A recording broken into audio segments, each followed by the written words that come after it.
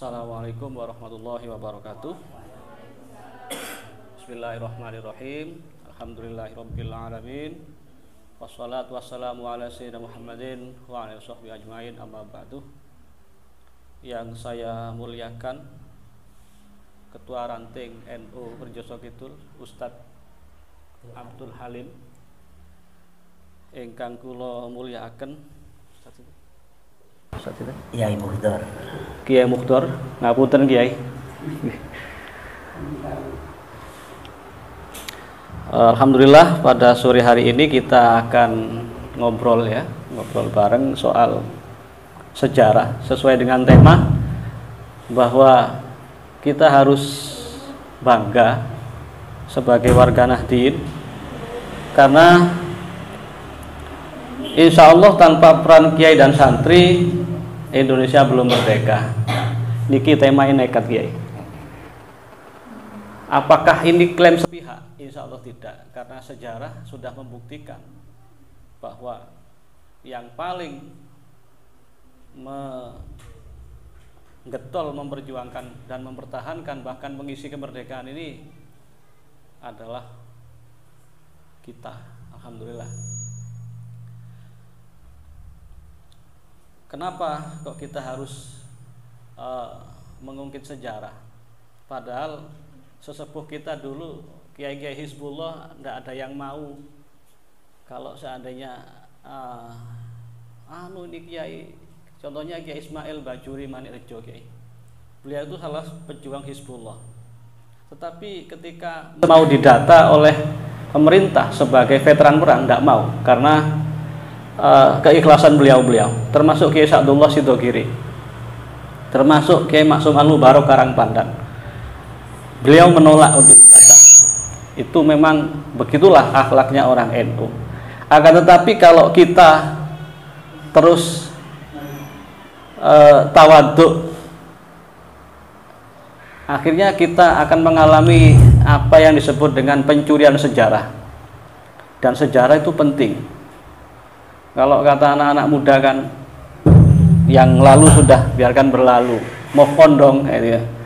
Move on sih move on, tapi kalau kita di sejarah kita dicuri, maka yang rugi akan anak-anak cucu kita nanti.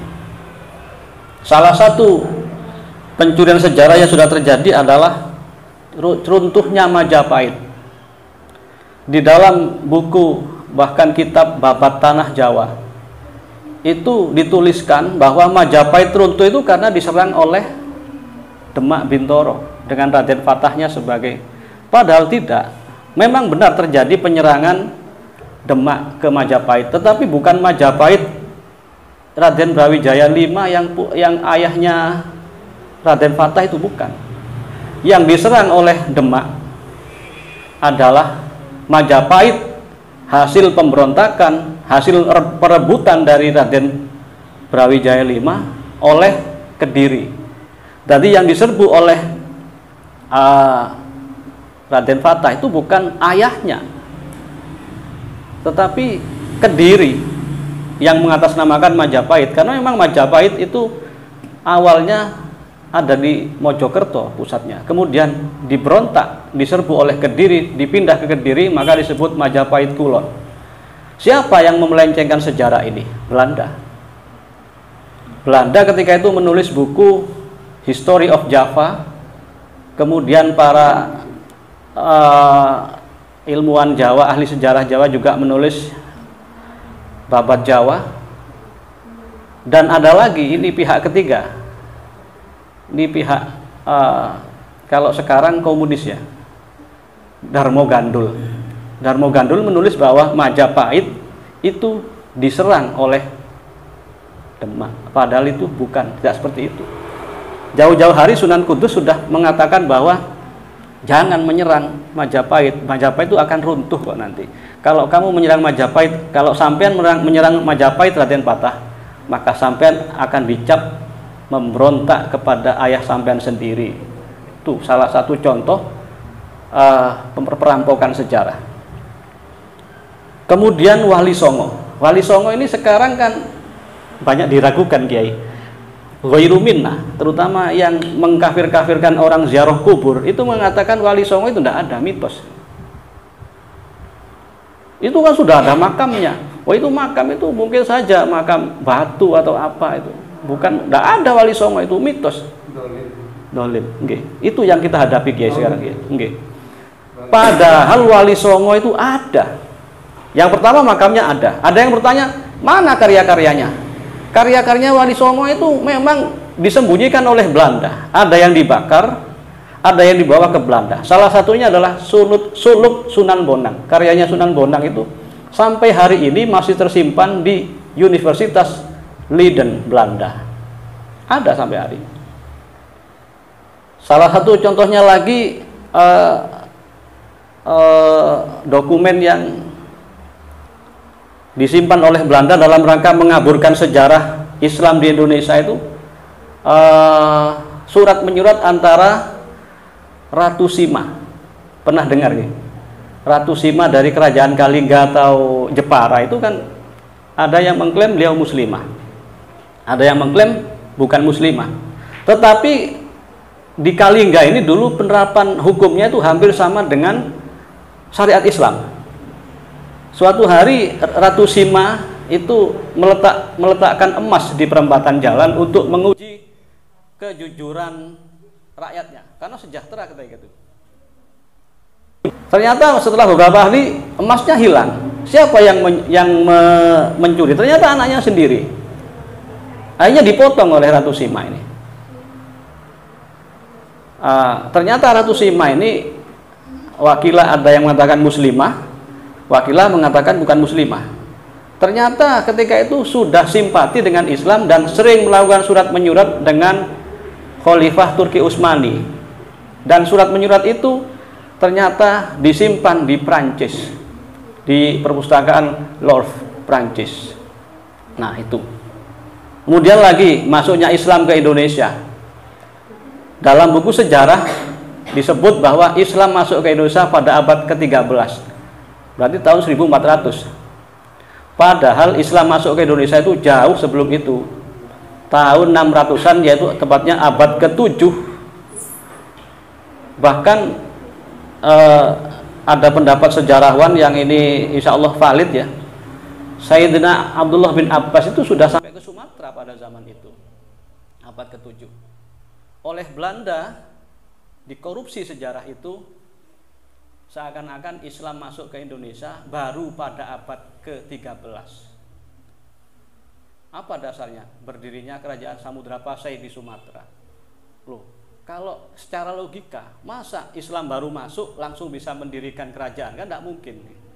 Kerajaan kan banyak orang. Masa 5 orang sudah mendirikan kerajaan? Sedangkan Samudra Pasai itu yang kuat. Yang paling valid adalah Islam masuk ke Indonesia pada abad ke-7. Jadi 1 abad setelah wafatnya Rasulullah. Itu makanya penting. Di sini kita akan mengungkit sejarah, karena pasca Pak Karno wafat, kemudian dikuasai oleh sebuah rezim, umat Islam ini tidak dikasih panggung, sejarahnya dihapus semuanya. Satu, karena keikhlasan ulama-ulama kita yang tidak mau tampil di sejarah, dan nomor 2 memang dikorupsi oleh rezim ketika itu. Yang kita tahu kan hanya ada Pangeran Diponegoro, ya, oke kan? Ada Tengku Umar. Sinten Pangeran Diponegoro? Pangeran Diponegoro itu seorang sayyid. Pangeran, Pak? Iya. Beliau nama aslinya Syekh Abdul Hamid, yang merupakan pengamal thariqah Sattariyah. Terus siapa yang pertama kali melawan VOC ketika itu? Yang pertama kali melawan VOC, begitu VOC sampai di Jawa, itu langsung disambut oleh Mataram Sultan Agung. Tahun berapa? Tahun 1600. Bahkan menurut Kiai Haji Agus Sunyoto, pesantren ketika itu, pondok pesantren ketika itu sudah bisa membuat meriam. Jadi teknologi pengecoran kiai ketika itu sudah canggih ya. Loh, kenapa sekarang pesantren kok malah seakan-akan mundur? Ya vokal gawe ini Belanda. Jadi Kita sudah canggih ketika itu. Belanda itu VOC itu sudah disambut dengan meriah oleh Mataram. Kemudian ada juga Syekh Yusuf Al-Makassari. Beliau aslinya jadi kelahiran Makassar, tetapi kemudian hijrah ke Banten, dan di sana beliau ikut berjuang tahun 1633. Dan yang paling terkenal, dan ini sempat membuat Belanda atau VOC itu rugi besar, adalah Pangeran Diponegoro, seorang Sayyid ternyata, Habib lah. Beliau ketika itu adalah salah seorang pangeran yang wegah dengan konflik antar kepentingan di kerajaan Mataram. Akhirnya lari, salah satunya ke Tegalrejo. Suatu hari rumahnya beliau itu dipatok oleh Belanda, dipatok untuk dijadikan jalan. Ya marah, tersinggung. Yang membuat tersinggung adalah pemakaman leluhurnya Pangeran Diponegoro langsung digusur, dibuat jalan. Akhirnya terjadilah Perang Jawa atau Java Orlog, yang itu memakan korban sampai ribuan orang, baik dari pihak VOC maupun pihak Pangeran Diponegoro. Salah satu prajurit, bukan prajurit ya, rekanan atau teman seperjuangan Pangeran Diponegoro adalah salah satu Kiai Mojo dari Jogja. Kiai semua, Kiai Sentot Ali Basah, ada Kiai Umar dari Semarang, dan termasuk salah satu penasehat militer spiritualnya Pangeran Diponegoro ini adalah Mbah Zakaria atau Mbah Jogo, yang dimakamkan di Gunung Kawi dan sekarang dijadikan tempat mencari pesugihan dalam tanda kutip. Beliau seorang wali. Mbah Zakaria ini salah satu penasehat spiritualnya Pangeran Diponegoro. Kemudian ketika Pangeran Diponegoro ditangkap oleh Belanda, dengan pura-pura mengadakan perundingan itu ditangkap, dilucuti, dan kerisnya diambil. Keris Nogosiluman insya Allah ya namanya, yang baru saja tahun 2020 apa 2019 baru dikembalikan oleh pemerintah Belanda ke pemerintah Indonesia. Tetapi banyak para ahli yang meragukan bahwa itu keris asli punyaan Diponegoro. Mbah Zakaria ini akhirnya dimakamkan awalnya begitu Pangeran Diponegoro ditangkap, itu melarikan diri ke Blitar, menyamar sebagai Mbah Jogo. Kemudian pada usia senjanya beliau berdakwah di Gunung Kawi. Itu bukan tempat pesugihan, itu makamnya aulia. Di situ juga ada makamnya Kiai Iman Sujono, anak angkatnya Pangeran Diponegoro, tetapi oleh masyarakat dialihfungsikan sebagai tempat pesugihan, Kiai. Sebenarnya yang saya baca bukan di situ tempat pesugihan itu. Ada sebuah wilayah di dekatnya makamnya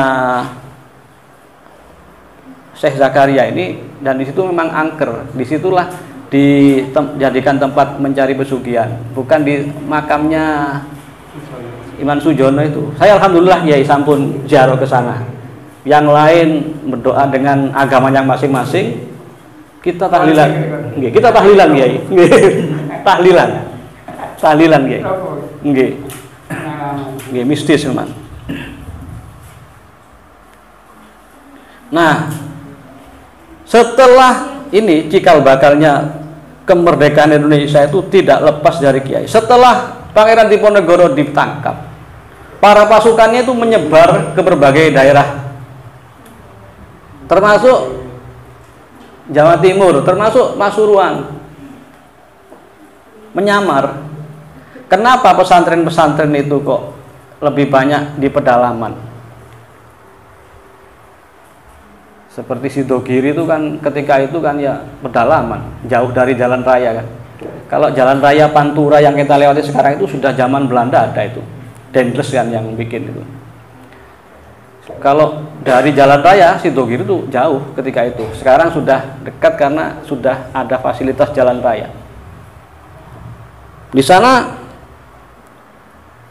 jaringan pesantren ini solid, terutama para kiai yang sudah pernah belajar di Timur Tengah, termasuk Imam Nawawi Banten, termasuk juga Syekh Mahfud Termas atau Pak Citan, termasuk Mbah Khalil Bangkalan.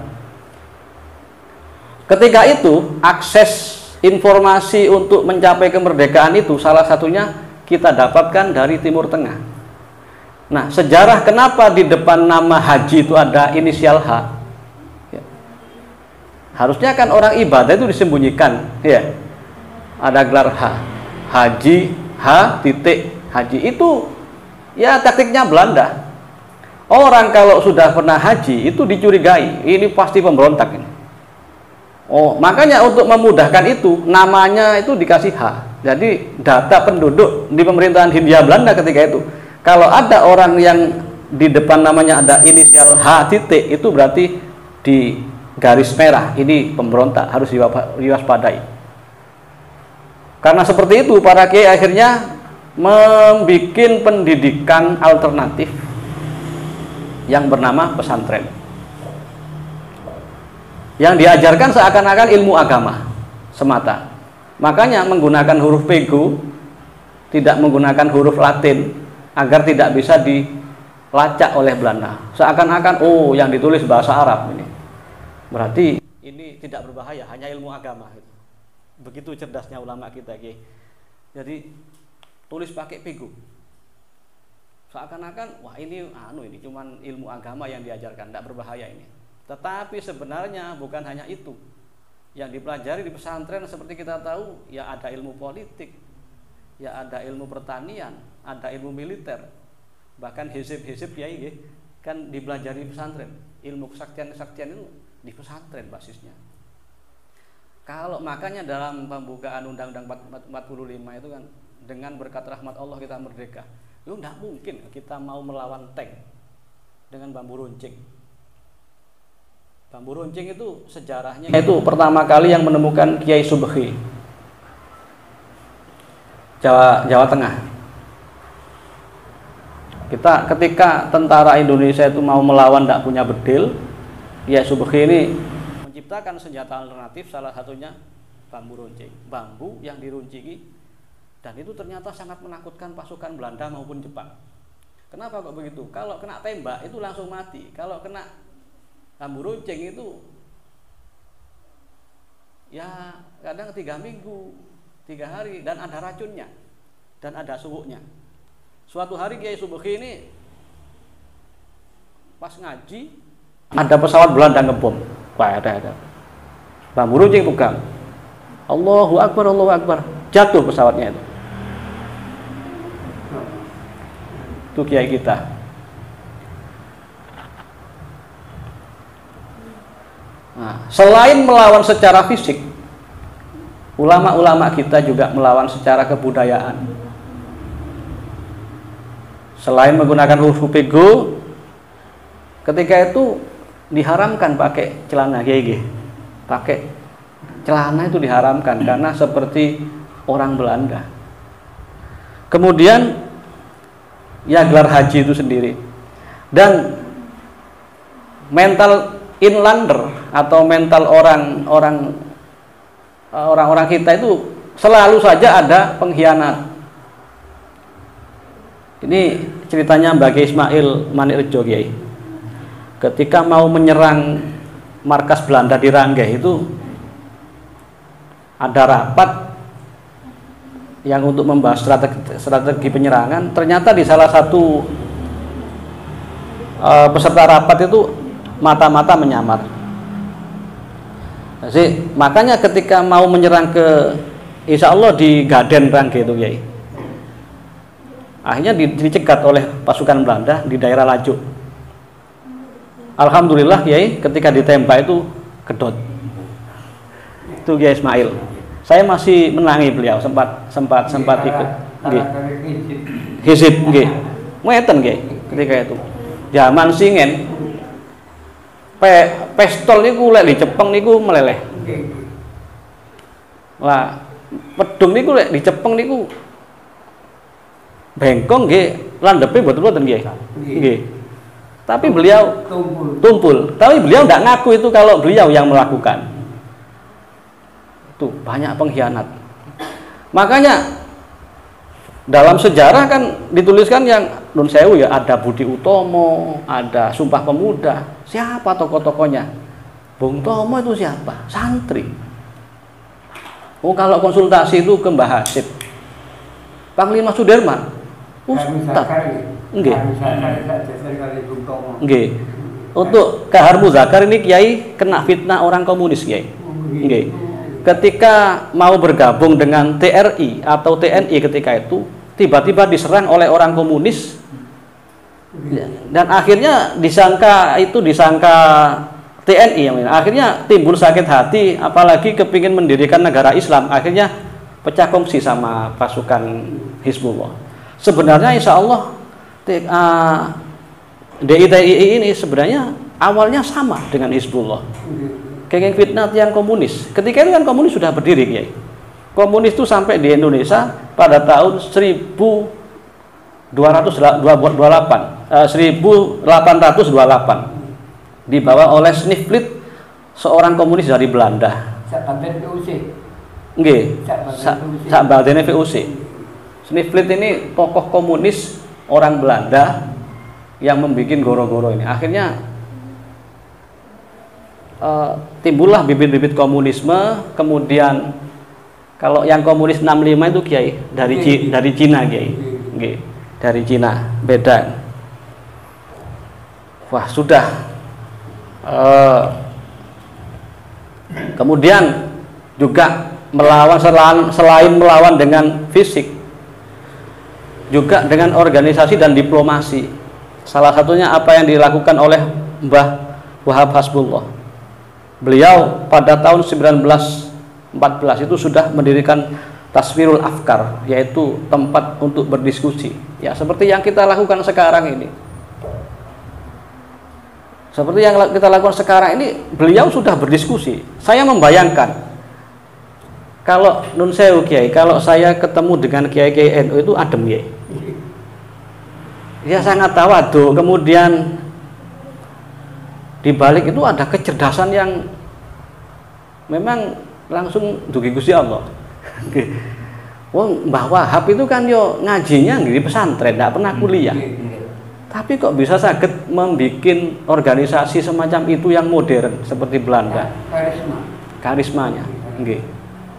Kemudian beberapa tahun kemudian mendirikan Nahdlatul Wathon itu di bidang pendidikan. Kemudian Subhanul Wathon pada tahun 1920. Ini nanti cikal bakalnya Nahdlatul Ulama salah satunya. Bahkan yang unik dari berdirinya Nahdlatul Ulama kan ada gonjang-ganjing di Arab ketika itu, Raja Saud insya Allah ya, itu kan mau melarang bermadhab dan mau membongkar makamnya Rasulullah itu. Akhirnya dikirimlah Komite Hijaz dan berdirilah Nahdlatul Ulama pada tahun 1926.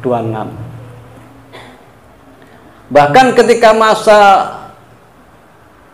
Jepang, kita tahu ada peta itu, Tentara Pembela Tanah Air, itu yang banyak masuk di sana itu sahabat-sahabat Ansor, kaum-kaum santri dan kaum-kaum tani muslimin. Loh, kaum abangan Pak kemana? Loh, kaum abangan itu lebih dekat dengan penjajah karena lebih merasa aman. Masa Belanda itu kenapa kok lama? Salah satunya karena kaum abangan atau kaum priyayi ini lebih nyaman karena enak kan ketika itu. Kumpul sama Belanda, dapat roti, dapat pembagian tanah. Yang sengsara rakyat. Pada masa Jepang ini akhirnya ketika sekutu menyerang Jepang dan Jepang banyak kalah perang, akhirnya minta bantuan kepada pemerintah Indonesia, terutama para ulama, untuk mendirikan peta itu, peta pasukan pembela tanah air pada tahun 1943. Siapa yang banyak di situ? Orang Indonesia, orang-orang Islam, terutama santri.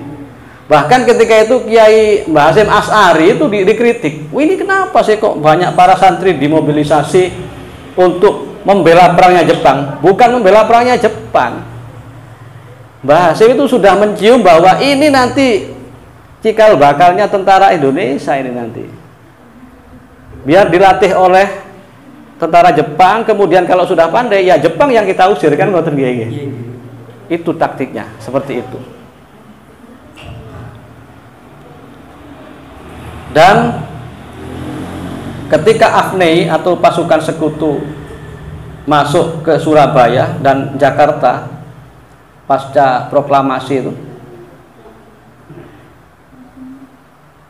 Inggris masuk ke Surabaya, kemudian mengultimatum atau mengancam agar pejuang NKRI, pejuang Indonesia ketika itu menyerahkan senjatanya. Ya menolak, Bung Tomo menolak, Mbah Hasyim menolak. Ketika itu Pak Karno malah bimbang. Ini nurut sama Inggris apa enggak ya? Kata para kiai-kiai, jangan nurut Pak Karno, Bung Karno. Kalau kita nurut, ini kemerdekaan yang sudah kita proklamirkan nanti dirampas lagi nih. Inggris sama Belanda akan menjajah lagi nih. Ya kalau begitu monggo Kiai, terserah Kiai pun ya nopo. Akhirnya gerak. Sampai terjadilah yang disebut resolusi jihad pada tanggal 22 Oktober tahun 1945.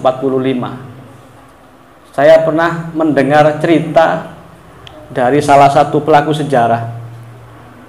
Tentara Inggris ketika itu didatangi oleh tentara Indonesia yang dari rakyat itu. Jadi tentara Indonesia, pejuang Indonesia ketika itu datang itu langsung disambut oleh peluru. Jadi tumpukan nyamai itu sampai setinggi orang berdiri katanya.